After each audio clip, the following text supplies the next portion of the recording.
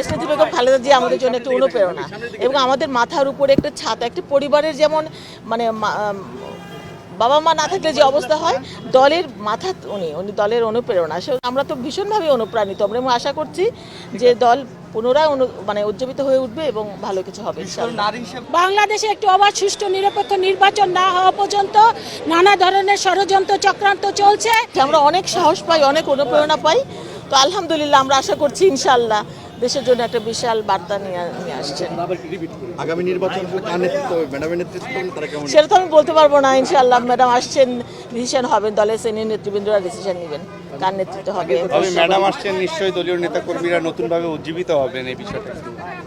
অবশ্যই উজ্জীবিত হবে, কারণ আমি তো বলেছি দেশনেত্রী বেগম খালেদা জিয়া আমাদের জন্য একটা অনুপ্রেরণা এবং আমাদের মাথার উপরে একটা ছাতা, একটা পরিবারের যেমন মানে বাবা মা না থাকলে যে অবস্থা হয়, দলের মাথা উনি দলের অনুপ্রেরণা। আমরা তো ভীষণভাবে অনুপ্রাণিত, আমরা আশা করছি যে দল পুনরায় উজ্জীবিত হয়ে উঠবে এবং ভালো কিছু হবে। নারী হিসেবে মহিলা দলের জন্য কতটা? আমাদের মহিলা দলের জন্য তো মহিলা দলকে এনেছেন দেশনেত্রী বেগম খালেদা জিয়া, তো আমাদের জন্য তো অনেক বেশি পাওয়া, এটা আমাদের প্লাস পয়েন্ট। আমরা অনেক বেশি আনন্দিত এবং উদ্ভাসিত।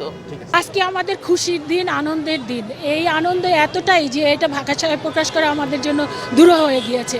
তবে দীর্ঘ 17 বছর আমাদের প্রাণপ্রিয় নেত্রী দেশনেত্রী বেগম খালেদা জিয়া গণতন্ত্রের মাদার অফ ডেমোক্রেসি, গণতন্ত্র রক্ষার জন্য আন্দোলন করেছেন, সংগ্রাম করেছেন, সফল হয়েছেন।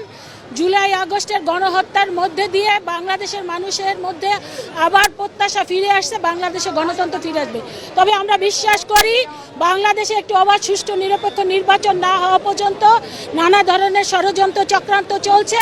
এই ষড়যন্ত্র চক্রান্তের বিরুদ্ধে আমাদের প্রাণপ্রিয় নেত্রী দেশনেত্রী বেগম খালেদা জিয়া, আমাদের অ্যাক্টিং চেয়ারম্যান জনাব তারেক রহমানের নেতৃত্বে ইনশাল্লাহ আমরা সামনের দিকে এগিয়ে যাব বাংলাদেশের গণতন্ত্র ফিরিয়ে না আসা পর্যন্ত।